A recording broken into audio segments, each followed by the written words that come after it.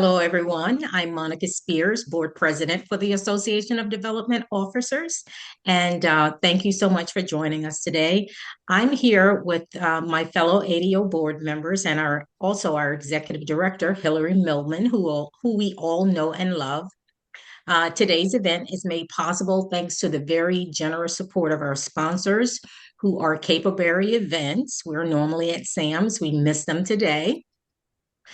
C Clean Commercial Cleaning, Corporate Audiovisual Services, Jill Singer Graphics, hello Jill, National Advertising and Printing, PKF O'Connor Davies, and also United Way of Westchester Putnam.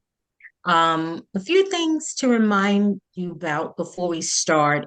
ADO does have a job board on our website that is solely dedicated to development.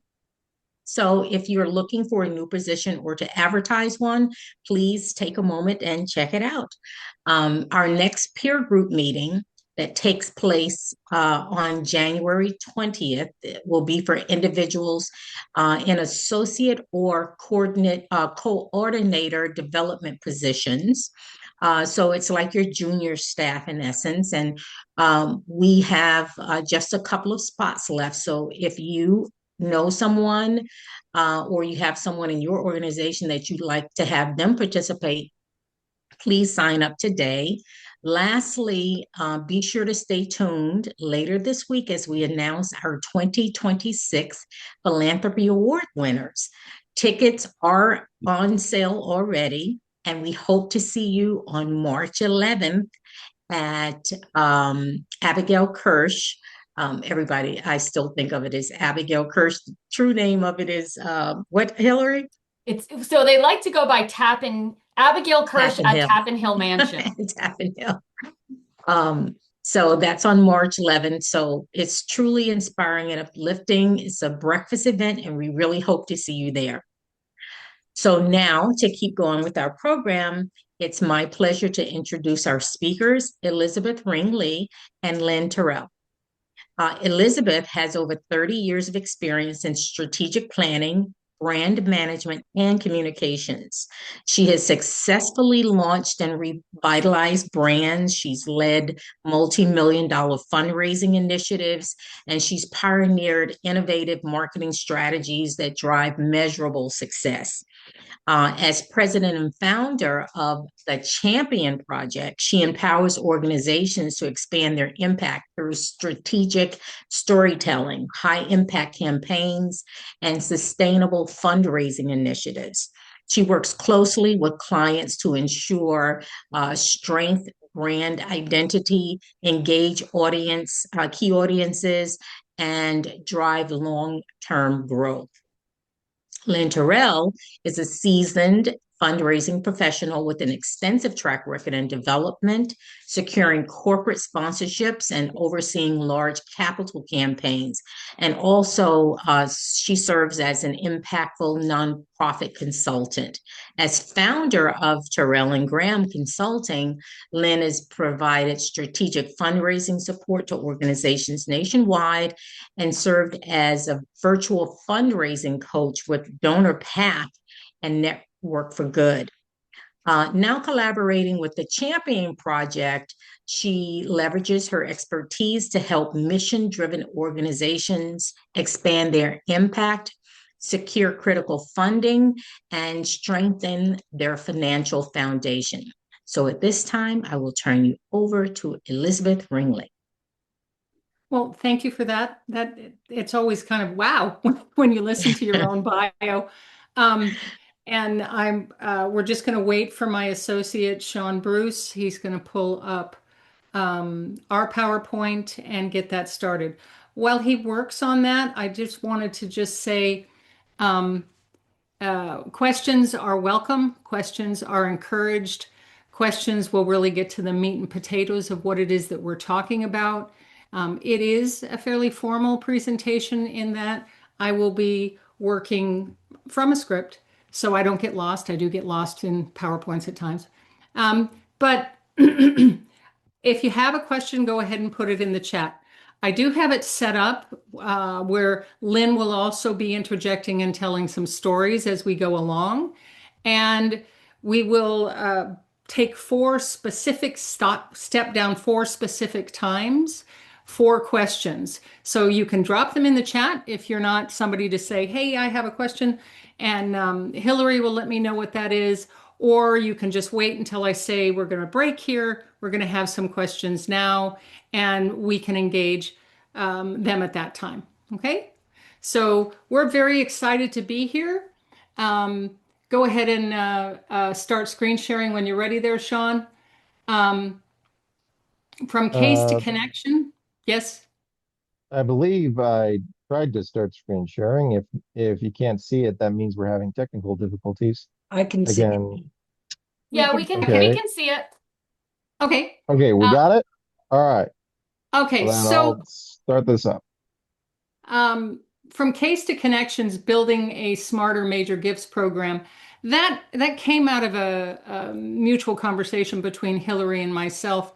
We had talked about a number of different things and also what the organization had done and what's coming in the future. And we kind of blended this. So I truly appreciate you being here. Our conversation is not going to be specific to tactics. It's not about tools. It's not about platforms. It's about something more foundational to the communications and fundraising process, and something that is more powerful that tends to get lost. And it is about clarity. So the key word, one of the key words for today's discussion is clarity. So Sean, if you would advance the slide, that would be helpful. And as we talk about clarity, I'd like to talk about how to make clarity operational. And when clarity is made operational, it becomes the engine of strong donor relations and sustainable major gifts work. So, now my things are, boy, this is interesting. Okay, there we go. So most organizations that I have worked with, and I think Lynn would affirm this perspective as well. I would. Most organizations do not have a real fundraising problem. They have a clarity problem. When major gifts stall, the instinct is often to fix the mechanics. Do we need a better list? Do we need to ask differently? Do we need better materials? Is our technology working for us? But tactics not only work when they are anchored, but tactics only work when they are anchored in something deeper. Major gifts do not grow solely out of technique. They grow out of confidence. Major gifts grow out of clarity. Before an organization can build an authentic donor relationship or a sustainable major gifts pipeline, it must understand itself, who it is, how it came to be, and what it is truly positioned to accomplish. That work comes before the ask. And for many organizations, it's skipped. Next slide, please, Sean. So to understand why clarity matters so much, it's helpful to zoom out. We spend a lot of time drilling down. No, let's zoom out. In leadership and organizational theory, there's a concept often described as organizational genealogy. And I think genealogy is the word that will give you the hint here. But at its core, it is simply the story of how the organization evolved. Not just what it does today, but how it came to operate the way it does. Organizational genealogy looks at decisions made over time, practices that slowly became habits, leadership moments that shape culture, and that's very significant to change management. And finally, assumptions that hardened into that's the way we do things. And when I stepped into multiple executive director positions, I got, but that's not how we do it here. And the question always was, maybe we should look a little closer at that if we want to improve our fundraising and enhance major gifts. So please understand, I'm not looking at this as a critique. I'm bringing it forward as a point of awareness. What exists today in your organization is not inevitable. It is the result of layered decisions, some intentional, some reactive, many made under pressure. When leaders understand those layers, they gain the ability to decide what should remain, what should evolve, and what must change. That understanding is the foundation of trust, and trust is the currency of major gifts. So, if I were you, I'd be saying, well, why does this matter? Why are we having this conversation right now? So, here's the part that we don't like to say out loud. Major donors don't just fund programs. They are investing in the organization. Consciously or not, funders ask themselves, do these leaders know who they are? Do they understand the problem they're trying to solve? Can they articulate where they are going and why they are going there? Clarity, there's the word again, answers those questions before they are ever asked directly. And that brings us to the case for support. So the clarity piece, and can they articulate where they're going? I think there's so many times when you're writing grants and you don't win them and you go, I wonder why. And you go and you look at it again and you say, the funder went and looked. What is it about our online footprint that is impacting our ability to secure an award? Are we clear? Are we consistent? Who are we targeting in our language? That takes us to the case for support. So I'm going to scroll down so I don't get lost. Here we go. So hands up. And I can't see everybody, but it's just a fun exercise. How many of you actually have a case for support? A formal, written, organizational case? I can't see a response, but what I can tell you is not many organizations do. In fact, many do not. At least in the consulting realm, when we go into a new client, Lynn will always ask, do you have a case for support? And we've gotten a range of responses. What's that? To, oh, we had one for this campaign. And I want to give it to her for a minute to talk about the story of a conversation with a client. Do you have a case for support? And before I hand it over to Lynn, I'm going to share just one simple story as well. I ran a national nonprofit as an ED, and the name of the nonprofit will remain nameless, but they had over 35 years experience. They had a major endowment. They had a lot of pieces in place. And when I went in and in my first 30 days and I said, well, where am I going to find your case for support? Well, what's that? And I thought, that's interesting. Okay. Well, so how do you know in your communications that you're consistent? How do you know in your donor relations that you're all using the same talking points? How do you know when you're writing a grant that you're not wasting time? You can go to your case for support and pull the content right there. And the board chair looked at me and went, oh, that sounds like an interesting document, but the inevitable conjunction. So I'm gonna give this to Lynn now, and a story that was similar, but I think she got a little more traction than I did. So go ahead. Well, yeah, I was working as a fundraising consultant with Network for Good at the time, and I had quite a few clients. And generally, when I would start with a new client, I'd always ask, "Do you have a case for support?" And I can honestly say that the majority of them did not. So the first thing we would do together is actually draft and craft a case for support for them. And this one uh, particular client, when we worked and we got this achieved, she literally cried and they were tears of joy. She said to me, "Why have we never done this before? Finally, just in this one document, we'll all be on the same page." And her board was always at arrears with one another. And this document brought them together enough to actually do some strategic planning and to move their organization forward into a new generation for the organization. It had a huge impact. It was very impressive.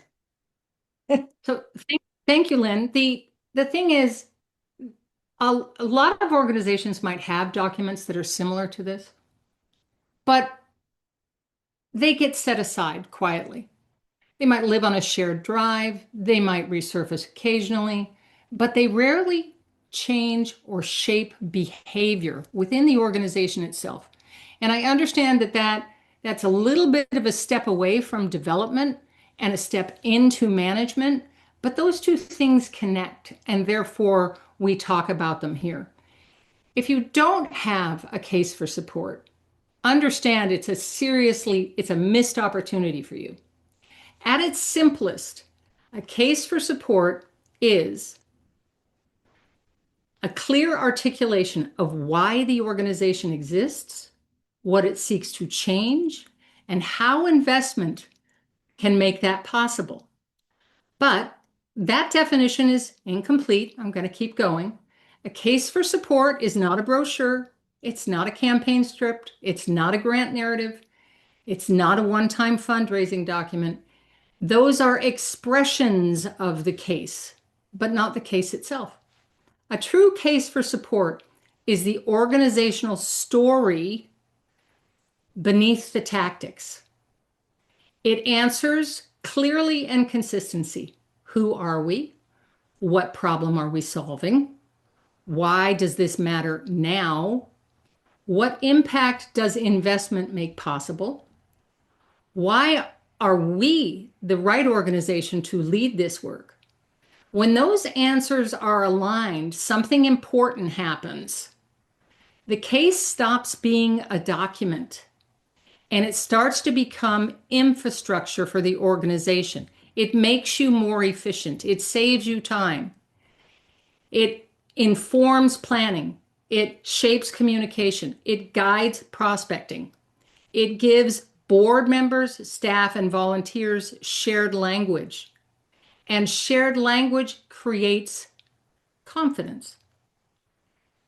And that confidence makes the case portable, able to move from a donor conversation to a board meeting to a strategic decision without losing coherence. Because donors do not invest in documents, they invest in clarity, confidence, and credibility. A strong case persuades not through language alone, but because it reflects alignment between mission, leadership, strategy, and execution. And that is why the case for support is not just a fundraising tool. It is a strategic asset. So, where do we begin? Many people will jump right into writing. But the case doesn't start there. It starts with a little bit of homework. It starts with understanding. Before the organization can say where it's going, it must be honest about how it actually operates. Now, I'm going to step back a little bit and talk about another client who didn't have a case for support. And they contacted Lynn and I after they had been moving along. And when we were talking to them, they said, well, we initiated a grants program, but we didn't get anywhere. So the question was, well, do you have a case for support? Well, what's that? And so we explained what that was. And then it went on to, okay, so communications are not consistent. You don't have regular ongoing talking points. You're creating grants new every time. You're wasting a lot of time. But there's something else that's significant here. What about the structure of the organization? Can you sustain a grant if you win it? The question then becomes, what's your online footprint look like? What's your social media look like? What does your website look like? Is it consistent? Because believe me, the grantor has gone and looked at that. And that might have some degree of influence over your failures. So as we moved forward with this client, and we talked about this a lot, we also had to say some things that were pretty direct, which is, well, you've probably made some of these grantors pretty wary because you were not consistent in your messaging. You were not able to provide all the financials in a consistent way that came back to mission. It wasn't connected. So next slide, please.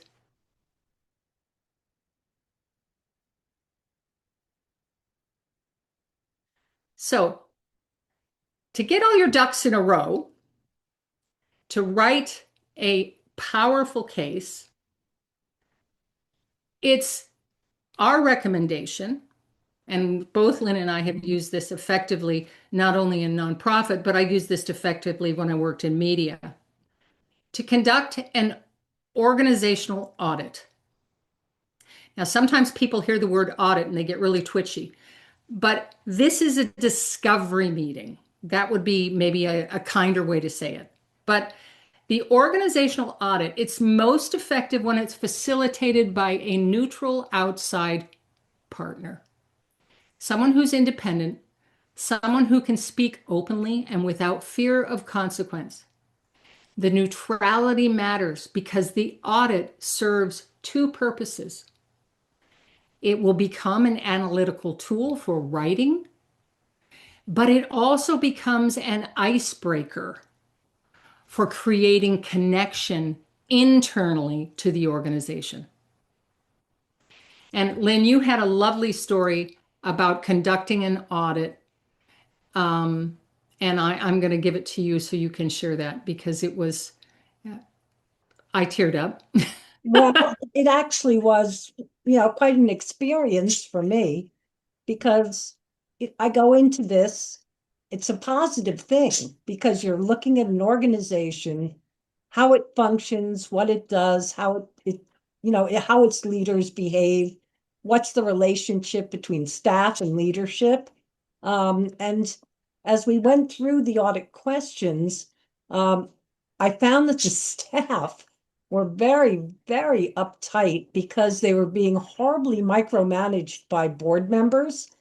And by the time I was done with the audit, I had practically every staff member this time crying real tears because they couldn't deal with it any longer. And I actually came out of the entire practice thinking, how have they functioned up till now? The staff members were just miserable. And I did mention to them, you have a choice. You don't have to stay here and do that. And it was very interesting how many said, yeah, but this is what I love. I really want to do this. So we worked through that. And it was an opportunity to let the leadership of the organization know that their board needed to be reined in a bit, to behave more professionally, not go beyond the executive director and around the executive director to staff, where they were actually running the organization and it had lost its way. So this Mhm. audit helped to bring them all back together and it had very positive outcome. And I'm going to piggyback on that. And understanding that culture facilitates the effective implementation of the case. And the case, again, takes you back to communication and development and talking points and campaigns and all sorts of things. So the audit is a structured space for leaders, board members, and staff to pause, reflect, and engage, often together for the very first time. It's not a branding exercise. It is definitely not a performance review, and it is not a judgment. The key takeaway is the audit is a readiness assessment for the organization That's to right. craft the case and move forward to major gifts. So the audit examines not only mission and goals, but history, decision-making, leadership habits, and culture, because culture shapes execution as much as strategic planning. The audit asks practical, revealing questions. How do decisions get made? What patterns repeat themselves? What assumptions are being carried forward unconsciously? Where are the organization's strengths and where are its vulnerabilities? Clearly, a grantor might ask you that, and having a response is appropriate. When I think and I coach people in public relations, we regularly talk about what could come up, how do you address what was just said, how do you block and turn, and then how do you give an appropriate response. This is the same thing, and it comes forward in fundraising and development. Major donors will never see your audit, but they will feel its effects. Organizations that understand themselves communicate with confidence, coherence, and credibility. Communicate with clarity. There's my word again. And clarity is the beginning of doing the real work on writing the case. So, next slide, please. So, who writes the case? Now we're getting more into the nitty-gritty of it. We're pretty close to where questions are going to be called for, so bear with me. So, who writes the case? A strong case is not written by committee in a traditional sense. It is developed by a small, empowered group, typically senior leadership and board members and development leadership, with one assigned clear leader and a clear authority figure. And don't take on too much when you try to write this. Craft an organizational case. There are many types of cases for support. There are campaign cases, there are grant cases, there are program cases. What you're trying to do in order to facilitate success in this starting point is an organizational case. A central document that defines the core work of the organization. Those additional cases will be customized from this central piece. So if you get the central piece done, everything else flows really easily and you save time. What matters most is not perfect language or length or endless revisions. What matters most is shared ownership of the case and forward motion. 3 rounds of revision are usually enough before you submit your case to the full board for approval. If you go past 4 pages, it's probably too long. And finally, when you submit your organizational case to your board, include a timeline. We need an answer by X, because momentum matters. So, next slide, please. So, what do we include in our case, our organizational case? A strong organizational case is concise and accessible, pardon me. It reflects how people read and absorb information today. If you think about going through your phone, you've got the right analogy. But I also have shared this analogy with multiple clients. And again, this is my media background and public relations. I think about a case for support as a long form press release with the who, what, where, when, and how included And then the information from the audit informs both the voice that you choose and the how you will get it done. At its core, it answers the fundamental questions of the organization. Who? Organizational identity and leadership credibility. Who are the players? Why is this organization positioned to lead the work? What is the problem? What is the challenge being addressed? And the outcomes investment will make possible. Where's the impact and the opportunity? Where impact is delivered and how investment advances mission. When? Think urgency and relevance. Why this work matters now and why investment is timely now. Shared language for action. That's your why. The framework that includes planning will shape communication, guide prospecting, and build confidence across your organization. Next slide, please. But insight is not going to be enough. A lot of times people go through the audit, they say, we understand what's going on, we understand what we need to do, and they believe they've ticked off all the boxes, crossed all their T's and dotted all their I's. They believe clarity has been achieved, but clarity on its own does not move an organization forward. Insight without execution becomes intellectual comfort, and alignment without action becomes frustration. Think about Lynn's staff members in her story. And I'm going to stop down here and take some questions. I don't know what's in the chat, so I can't help with that. But if anybody wants to ask a question directly of Lynn and or myself or both of us, we're happy to go from there. And if you don't, we can keep going.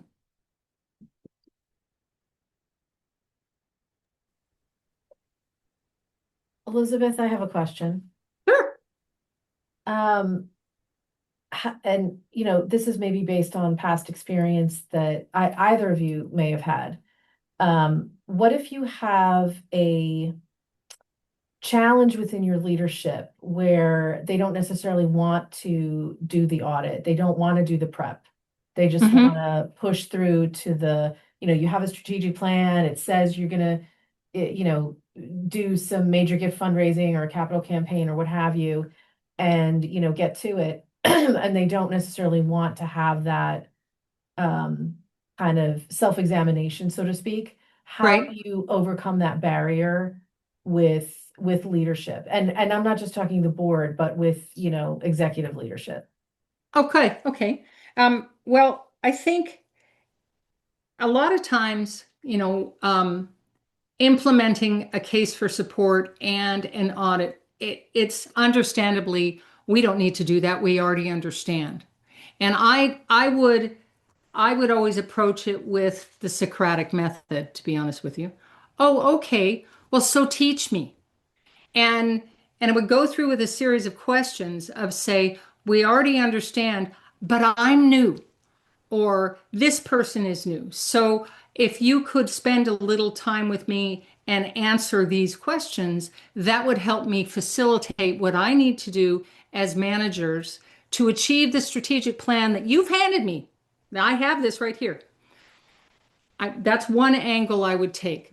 The other angle I would take, and it would be to come forward as a solution provider, is I would go and I would independently look at the operations myself, do an internal audit with my team, look at our online footprint and say, I can see all these holes.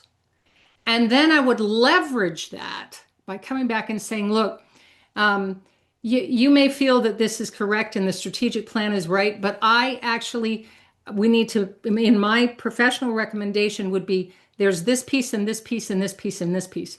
And can we come together to discuss those things and then you're gathering data there. So it's not a traditional, hi, how are you? Let's do an audit, but you're doing it in lockstep.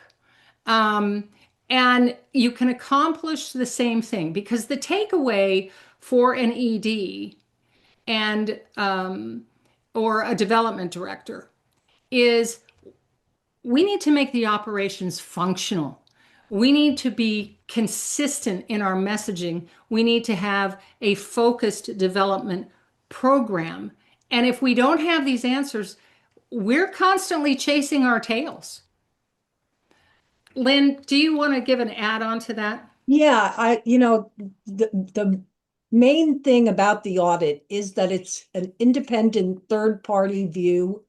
Where how often do you do that in your organization? Have somebody come in with a fresh eye completely, take a look at what you're doing, and then advise you on what they see, what could improve, and what's great. Because an audit's not only about, oh, you might need to improve here, but it's also about what you guys do great is this. Your programming is out of this world. Look at that. Mhm. But, so it's just that independent, you're not a prophet in your own backyard. So have somebody come in from the outside and bring a fresh opinion, and it breathes new life. So that's really Lynn, would you share the story about reading for the blind and when you did an audit and what you Yeah. found? Recordings for the blind, sorry. Yeah, Recording for the Blind. It was a wonderful organization. And I started doing an audit with them, and it had chapters across the entire country. And so this was literally the, Berkshire, Massachusetts chapter. And that was, it turned out, one of the original studios. And as I was doing the audit, I learned that there was this archive of incredible newspaper articles, photographs with President Kennedy, photographs of the founder, this amazing, just hoard of wonderful in a dark closet. And I took it out and I created an exhibition, like a timeline in the lobby of the organization. And the volunteers really got into that. And then it ended up in a library in Lenox. And people everywhere could come and see this timeline with photographs and letters. And it really drove interest in Recording for the Blind. We got more volunteers, we got more donors. And that all came out of the audit when I first started working there, which then led to their Face for Support, which then led to their 50th anniversary capital campaign, which one thing led to the next to the next. It was a beautiful, talk about a pipeline. Mhm. So that would be my take on the audit. It's that Mhm. independent outside eye. And there's a you can do it internally, Socratic method. I prefer Lynn's recommendation of somebody external. When I've conducted audits, I've always been the outside party. Please teach me. But you can also use an existing strategic plan if this is the goal and these are the challenges that I see. How do we leverage that? And so that steps into change management, which is a different conversation, but it's relevant to writing a case for support. There's So is a question in the chat.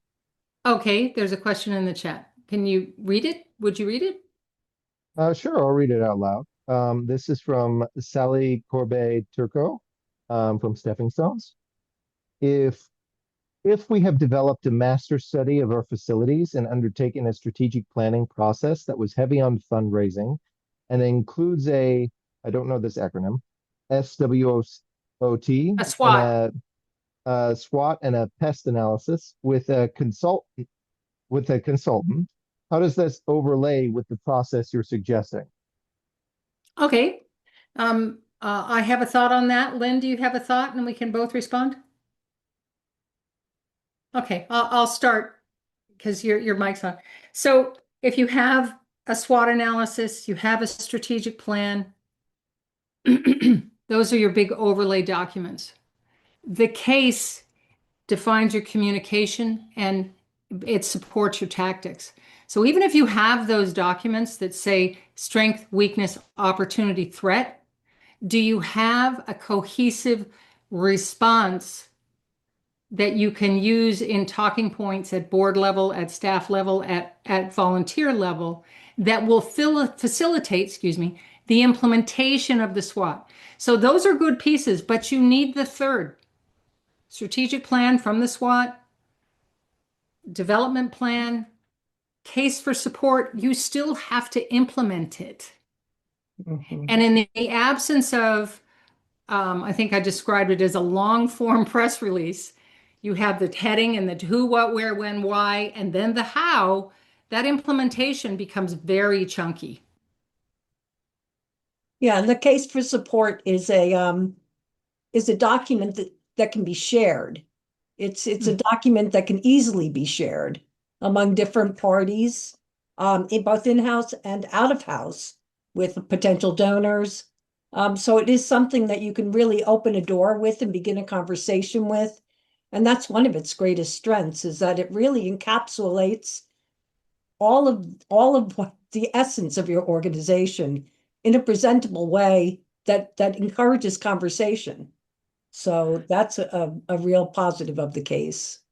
And and add on, and I know Jill, I believe you're in the audience. Jill Singer is also an associate that we work with, and she does amazing work at packaging a case for support as a calling card for introducing conversations with potential donors. So it's not just an internal document, as Lynn brought forward. Um, it's it can be used as a leave behind, a conversation starter, a training session for volunteers, a training session for your board. We've done a lot of work with teaching members of the board of directors what are the talking points, how do you manage delivering mission, vision, and values to the press. This all links back to this. So if we didn't have it, you're doing it all over, starting from beginning all the time. Um, so I think we're a quarter to four. We have some place to go. So I'm going to jump forward to the next slide, which is entitled Shared Knowledge. So driving the organizational alignment and then forward to shared knowledge. A case that lives only with the development team is not an operational solution. Clarity takes hold when the case is shared across the organization, what I just alluded to. When it's shared with staff, the board, and volunteers. So everyone understands the mission, the impact, and their role in advancing it. Schedule orientation sessions with your team. Teach them about the talking points in the case. Do the same with your board of directors. Create specific talking points. Common language reduces silos. I've sat inside as an ED and looked at, I have a development team over here. I have a communications team over here. I have an administration team over here. It's a bunch of independent islands. I can't lead an organization when it's an archipelago. How do I bring them all together? I bring them together by sharing knowledge and teaching them using orientation sessions to the best advantage. And I have to pause myself for 1 second, or you're going to hear a puppy howling. So forgive me.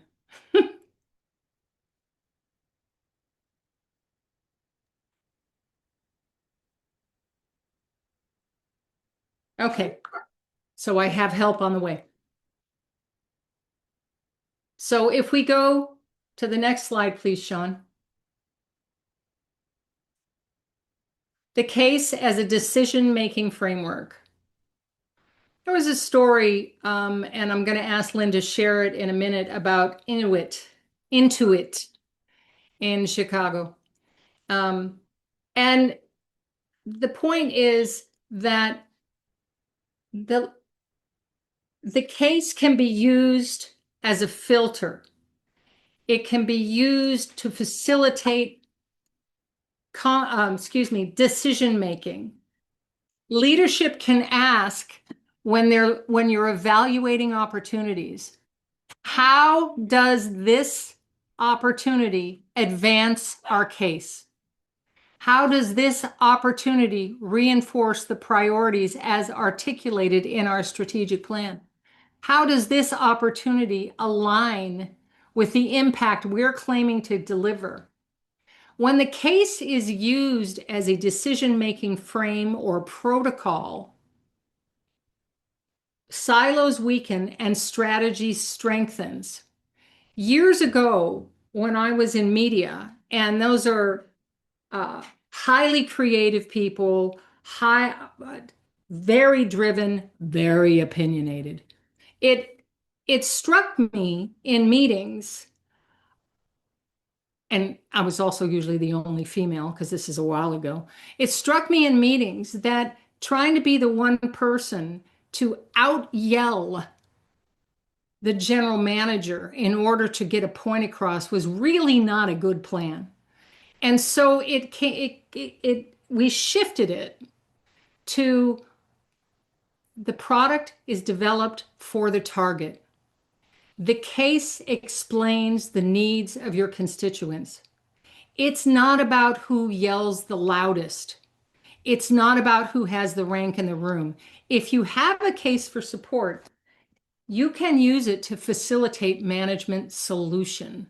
And Lynn, if you wouldn't mind jumping in and talking about Inuit as well, because I had to giggle. I was like, oh my God.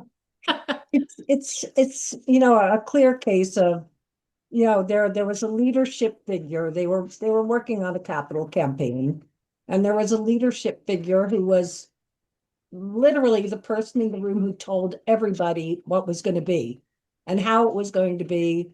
And that individual was the only voice in the room.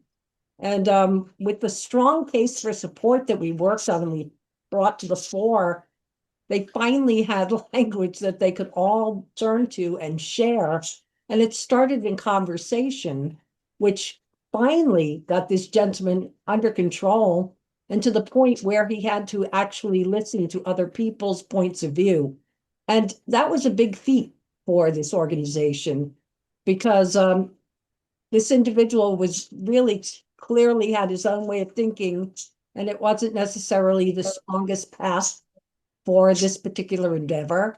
And the case for support provided a common ground for everyone to rally around, and we were able to actually move things forward and come out to a positive outcome. So if anybody has any other questions about this section as a decision-making frame, it is, yes, I get it. It's very much in change management and culture change, but it does directly impact the productivity of the organization and its ability to fundraise and its ability to cultivate major donors for major gifts. So it has a place here. It looks like there's a new one in the chat. I don't know if there is a specific question. Otherwise, I will just keep going. Just keep going, Hillary? Yep, I think you're good. Okay. So we're going to go to prospecting and data and prospecting through a lens. The case changes how organizations can approach prospecting. You have it, everybody's aligned behind it, you have common language, you've reviewed your communications, you're moving forward as a team. And so it now has a role in prospecting. Instead of starting with wealth, and I know a lot of you know this, effective major gifts programs begin with alignment. And the story in this one was when I was working with a major nonprofit, and they did a lot of events for fundraising, a lot. And we had crafted a case for support, and the board, we had gone through and introduced the board on it. Everybody had practiced talking points. communications team, all unified behind this 4 pages of language. And it came up, which, well, I'm sure you all know this, but rather than starting with wealth, why don't we apply our case to support for sponsorships? And they all looked at me like, huh? Well, we just put our sponsorships up on our website and we go from there. And I said, well, maybe if we look at our sponsors and we look at how closely aligned they are to the case, we can shift that a little bit and see if we can bring in a higher, move one sponsor from one level to the next level. And so we tried it. And what happened was the profitability of that conference surged. It was actually the most profitable conference for that organization in 30 years. And it's because it was aligned behind language and not just how much money can they afford to spend. So when you're prospecting through the lens of the case, who already cares about the issue? Who has demonstrated commitment to our mission?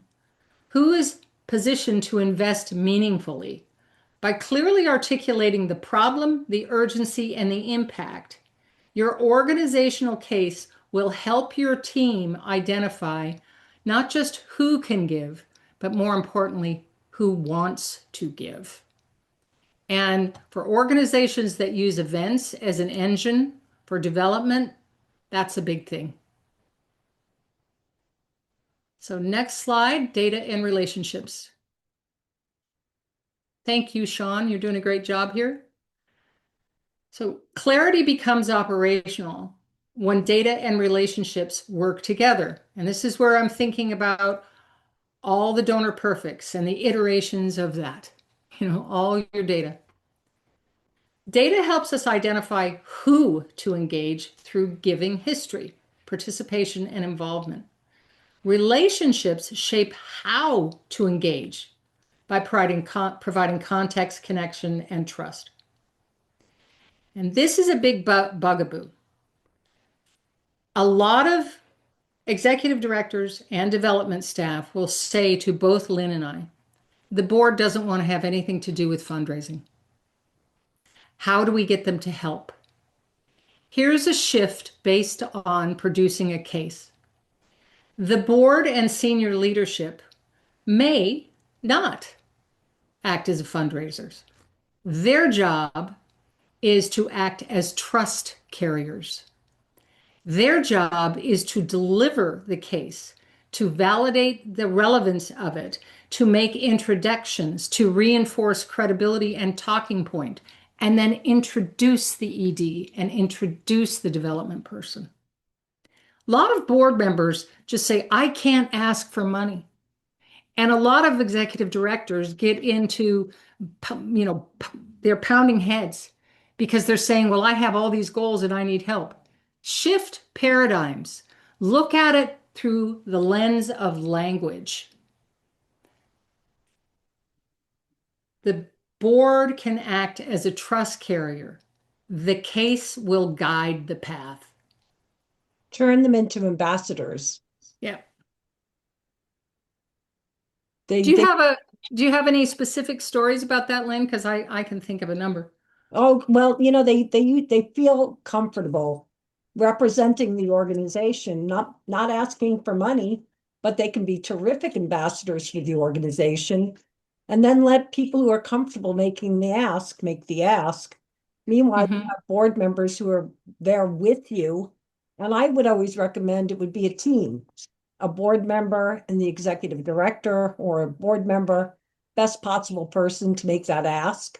And let the board member really be not really your cheerleader, but a very knowledgeable person who serves as ambassador and can talk just, engagingly about the organization leading up to the ask, so that they don't actually have to make that ask. They can be there, but they don't have to ask for money. And that's usually the sticking point. And, alternately, if you can get them to make an ask with that case for support backing them up, so it's opened the door to the conversation and that relationship begins to build. And then by the time they make the ask, If they get a nice yes, which often they do, I've had board members who were then hooked and couldn't stop Mhm. making the ask. So, it's all, once again, it's all a process. It's all building in trust and clarity. And it's just building that relationship with individually. Okay. So we're going to jump into communications, which is where I tend to come at this all the time anyway. And where the case for support was always so important to me, certainly in communications consulting and now in um, working in nonprofit. The case in communications, operational clarity, how the organization conducts itself, what it says, must be visible to be effective. By visible, I mean iterations of messaging, visible on a website, visible in email, visible in brochure, visible in social. A strong case for support lives in the way the organization communicates, and it's there everywhere a donor encounters the work. So if you're using all your communication channels to push out who, what, where, when, why, and how, which is part of your case, when donors come to you, they expect to see the same messaging. That's not always the case. Excuse me, that's a double entendre there. The case provides the core narrative that ensures, scroll down, Elizabeth, what donors hear in conversations from board members, from executive directors, from volunteers, and they will hear that. What they hear in conversations aligns with what they see in communications. Many nonprofits, and I'll just say that I think it's a serious mistake, they try to make their development director and their communications person be one person. And those are two very distinctly different skill sets, but it's very common. So it is not confined in a document or a moment. The messaging shows up consistently across channels over time. The case provides a core narrative that ensures that what the donor hears aligns with what they see. When a donor visits your website, reads an appeal, attends an event, or scrolls through your social media, they should encounter the same essential story, reinforced but not reinvented. One of the other pieces that we run into all the time when we're talking about social, and social is the easiest trap for this, many people will use social media as a bulletin board. And if you're just using it for here's what we're doing today, here's what we're doing today, here's what we're doing today, here's what we did, thank you very much. It doesn't, and I don't mean to diminish that by zooming through it, but I'm just mindful of the time. But if you use it that way, you're underutilizing the tool. Social media is where talking points from the case align with brand. And then that way you're accelerating messaging and positioning your brand. So websites, social media, events, proposals, and publications should echo the proof points that were included in the case. Not identical language, but consistent meaning. This is where the case becomes a practical tool for an organization. The case guides messaging, not just what you say, but when you say it, where you say it, and how you say it. The case helps you establish a social media or a communications strategy. It establishes the need for sequencing. What information comes first to build understanding? What comes next to deepen donor engagement? And what belongs last when a donor is ready for an invitation to invest? So does anybody have a question there? Because communications is a really big part of this. There's no question in the chat, but Diane wanted to thank you for the presentation and apologize for leaving, but they had a 4 p.m. call. Okay, thank you, No Diane. question. Okay, perfect. So the case in donor engagement, I think we have, we're getting close to the end here, so I thank you. I know it's a lot of data to come in. But if you would advance the slide, Sean, to a case in donor engagement, that would be marvelous. Major gift conversations are rarely one-time interactions.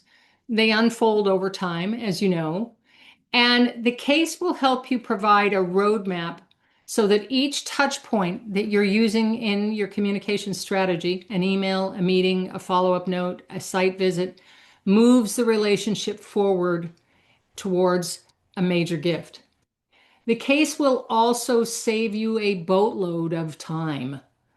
When the case is clear and staff and volunteers are not reinventing language, which I can think of many conversations with staff. It's, why does she keep changing her mind? If you have the case and everybody has agreed on it and gotten behind it, you don't lose time with reanalyzing what you should say. So the case saves time. When the case is clear, staff and volunteers are not reinventing language. Nobody is debating priorities or improvising explanations. And the themes in your messaging are established.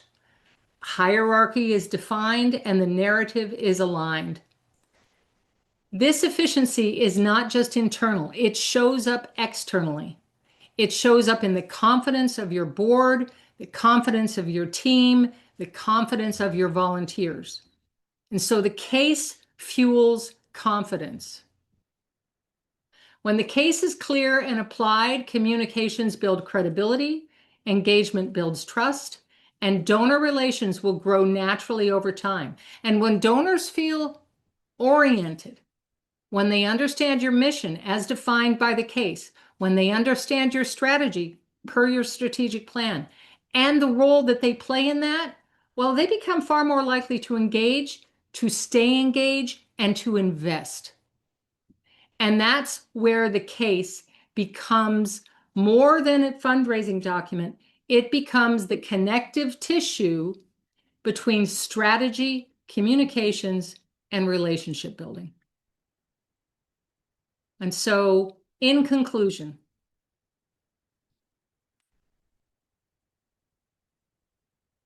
the case helps make the organization sustainable. Donor engagement deepens when leadership is aligned behind messaging. Relationships are stewarded intentionally, and donors are treated as partners, not transactions. That only happens when everybody is clear that you're using it to keep the team together and that you consistently deliver on your communications channels the messaging that everybody has agreed upon. When those conditions exist, engagement does not need to be chased. It naturally grows. The case provides continuity across cultivation, solicitation, and stewardship. When clarity is embedded in every interaction, engagement becomes organic and sustainable. So think about it this way. A strong case for support is not an end point. It's not an argument. It's a beginning.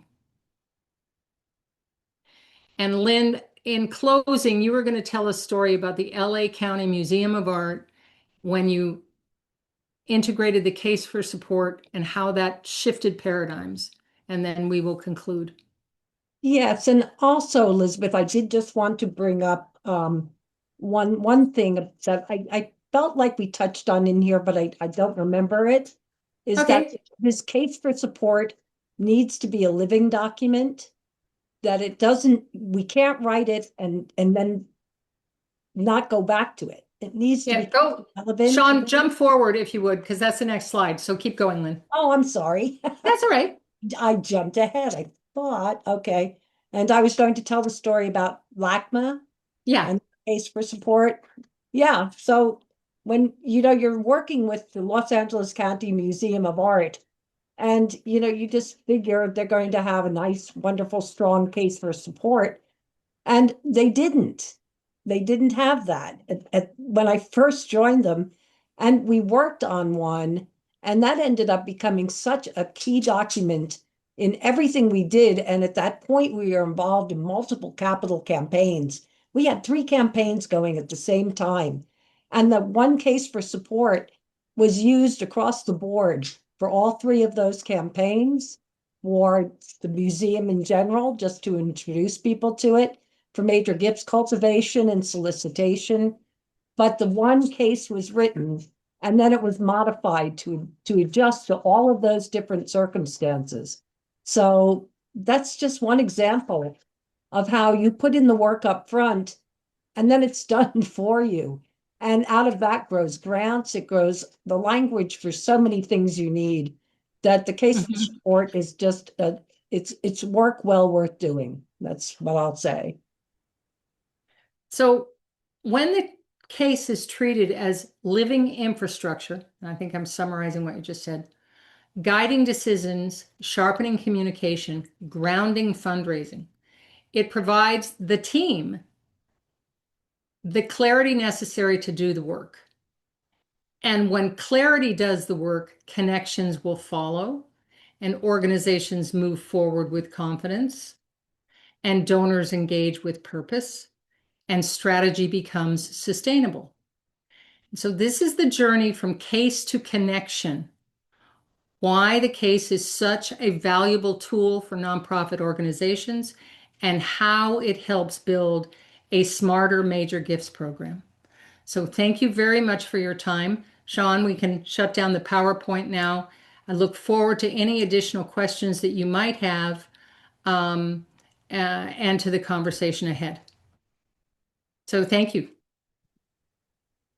Thank you so much, Elizabeth and Lynn. If anyone has questions, you're welcome to unmute and ask them now. Some people have been asking me, we are going to send out a copy of the presentation by email with the event survey, so you will get that. Absolutely. Thank you, everybody. Yeah, and I will say that if you're not, I have many introverts in my family. I'm the extrovert, but if you're like the introverts in my family and you think about something after the fact, don't be shy. Just go ahead and email it. Lynn and I are both on LinkedIn.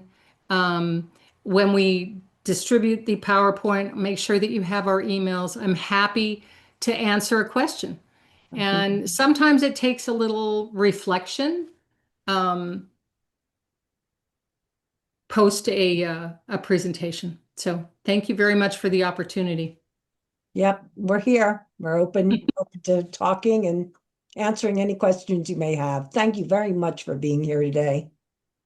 Thank you. Thank you both. And just a couple of quick ADO announcements. You'll see, I think Monica mentioned before that we do have our next peer group meeting for associate coordinator level staff. If you are the ADO member, but you have someone else in your organization or on your team who wants to attend that event, that's what that's for. It's attending that is included in your membership. So I think we have 2 spots left, just because someone else signed up after Monica's reminder. So if you do have someone in your organization who wants to take one of those spots, we would love to have them join us next week. Our February event is going to be something a little different than we usually do.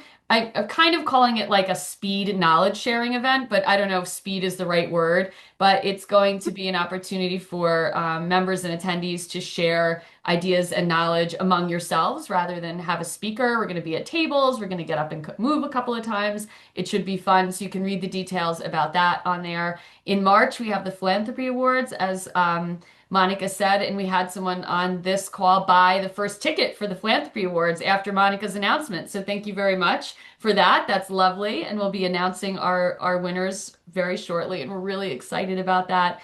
And also you'll see that our April event is up on the website as well. We haven't opened registration for that, but you can mark your calendar. So thank you very, very much. It was nice to see everyone.